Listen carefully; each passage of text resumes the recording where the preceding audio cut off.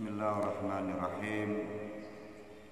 Alhamdulillahirabbil alamin wa bihi nasta'in ala umuri dunya waddin.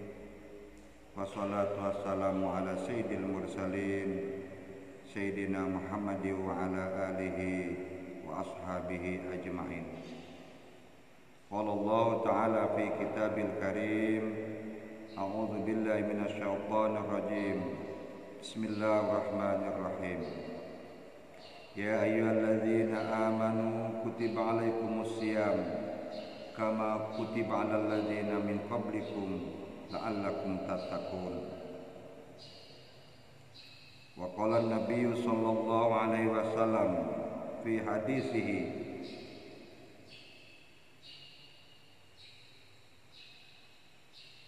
as-sawmu li wa ana ajzi bihi, amma ba'du. Hadirin para pemirsa yang kami hormati, pada pertemuan pagi hari ini kita akan coba sedikit mengingat dan menganalisa tentang kenapa Allah Subhanahu wa ta'ala mewajibkan puasa Ramadan. Sehingga judul yang kita ambil adalah hikmah disyariatkannya puasa Ramadan. Untuk mengawali itu perlu kita ketahui bahwa Allah Subhanahu wa ta'ala mempunyai nama-nama yang baik, atau dalam istilahnya Asmaul Husna. Di antara nama itu adalah namanya Al-Hakim. Artinya zat yang sangat bijaksana. Maksud dari Al-Hakim di sini bahwa setiap apa yang Allah hukumkan kepada hambanya itu mengandung adanya hikmah. Termasuk juga hukum diwajibkan puasa Ramadan, itu ada hikmah di balik kewajiban itu. Yang kedua, bahwa Allah Subhanahu wa ta'ala tidak akan pernah memberikan syariat kepada hambanya, kepada manusia, kepada makhluk sebagai nanti orang yang akan melaksanakan syariat itu tanpa adanya hikmah di balik apa yang disyariatkan oleh Allah Subhanahu wa ta'ala itu. Dan yang ketiga adalah didasari dengan firman Allah Subhanahu wa ta'ala yang kita baca di awal tadi, ya ayyuhalladzina amanu kutiba alaikumus syiyam kama kutiba alal ladzina min qablikum la'allakum tattaqun. Hai orang-orang yang beriman, diwajibkan atas kamu untuk berpuasa sebagaimana telah diwajibkan kepada umat-umat sebelum kamu, supaya kamu menjadi orang-orang yang bertakwa. Jadi tiga dasar inilah yang menjadi dasar kenapa Allah Subhanahu wa ta'ala mensyariatkan puasa Ramadan itu. Di dalam ayat tersebut, inti daripada kenapa disyariatkan oleh Allah itu berpuasa Ramadan, karena puasa Ramadan itu adalah sebagai wasilah bagi para umat mukmin dan muslimin untuk menjadikan dirinya sebagai orang-orang yang bertakwa atau orang-orang yang muttaqin. Jadi salah satu dari usaha hamba untuk menjadi orang yang bertakwa itu adalah dengan melaksanakan ibadah puasa. Kemudian para ulama juga menjabarkan dari tiga pokok yang di atas tadi dengan beberapa tambahan hikmah-hikmah disyariatkannya puasa itu. Yang pertama, bahwa ulama memahami an-nasyama wasilatun ila syukrin ni'ami, bahwa puasa Ramadan itu sebagai sarana untuk kita bisa bersyukur atas nikmat-nikmat Allah Subhanahu wa taala. Kenapa? Karena fasyamu huwa qalbun nafsi 'alal akli wa syurbi wal jima'i. Puasa itu menahan diri untuk tidak makan, untuk tidak minum, dan untuk tidak jima. Ketika kita menahan semuanya itu akan terasa nikmat nanti ketika kita berbuka.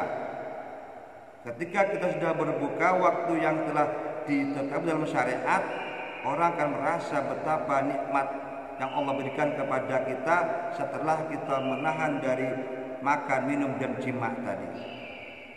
Oleh karenanya puasa itu disyariatkan oleh Allah Subhanahu wa taala di Ramadan sebagai sarana untuk mensyukuri nikmat Allah Subhanahu wa taala. Yang kedua, hikmah disyaratkannya puasa Ramadan itu adalah an-nasyama wasilatun ila tarkil muharramati. Puasa itu sebagai sarana untuk meninggalkan perbuatan-perbuatan yang Allah haramkan. Coba kita bayangkan, pagi-pagi biasanya kita sudah disediakan oleh istri kita atau oleh keluarga kita untuk bisa minum kopi, minum teh, atau minum susu, dan sarapan. Begitu juga pada siangnya. Yang kesemuanya itu adalah sebenarnya halal untuk dimakan dan diminum. Begitu juga dengan istri. Istri itu kapanpun sebenarnya kalau kita mau pegang dia, mau kita dekatin dia,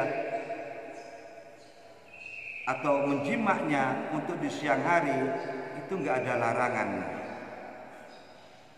Karena nisa'ukum harsul lakum fa'tu harsakum anna syi'tum. Tetapi ketika bulan puasa dan kita melaksanakan puasa Ramadan, terhitung dari sejak terbitnya fajar as-siddiq sampai tenggelamnya matahari atau saat waktu maghrib tiba, maka kesemua yang halal itu bisa menjadi haram. Jadi di dalam puasa itu bisa dikatakan mengharamkan sesuatu yang halal. Maksudnya sesuatu yang asalnya itu sebelum kita puasa Ramadan itu hukumnya halal, ketika di bulan Ramadan kita berpuasa menjadi haram. Apalagi yang haram. Yang halal saja itu bisa menjadi haram, apalagi yang haram. Makanya puasa itu adalah melatih diri kita untuk bisa meninggalkan sesuatu yang dilarang dalam agama. Atau istilah jadi an-nasyama wasilatun ila tarkil muharramati. Yang ketiga, anna fis siyami taghallubu 'ala syahwat. Puasa itu adalah sarana untuk mengendalikan nafsu. Jadi jangan diartikan bahwa puasa itu menghilangkan nafsu, itu kurang tepat. Nafsu ini oleh Allah diberikan kepada manusia termasuk sebagai unsur kelengkapan kita sebagai manusia yang sempurna. Kenapa? Malaikat oleh Allah diciptakan dengan adanya akal, tapi beliau tidak diberi nafsu. Nah, kita sebagai manusia oleh Allah diberi akal dan juga diberi nafsu. Kalau binatang atau hewan dia diberi nafsu, tidak diberi akal.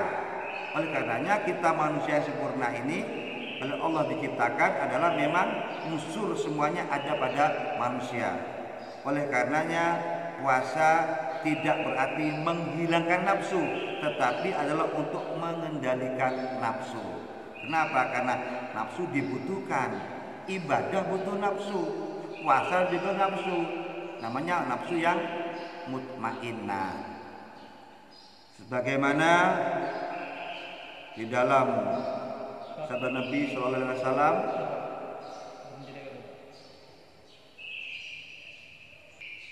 Jadi yang ketiga tadi, maksud bahwa puasa itu sebagai sarana untuk pengendalian syahwat atau nafsu, itu diharapkan dengan puasa itu manusia bisa, atau kita orang mukmin bisa menjaga nafsu kita untuk supaya jangan nafsu itu dibiarkan bebas seperti kita tidak berpuasa.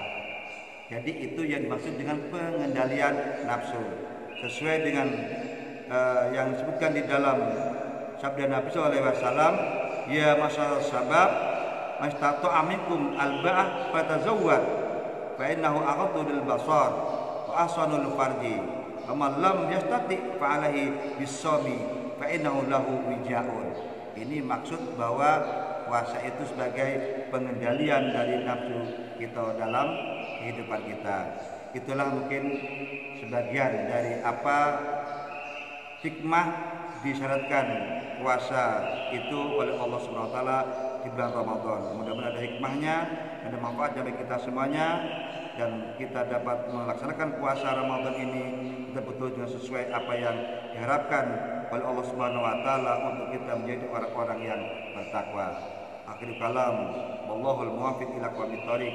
Wassalamualaikum warahmatullahi wabarakatuh.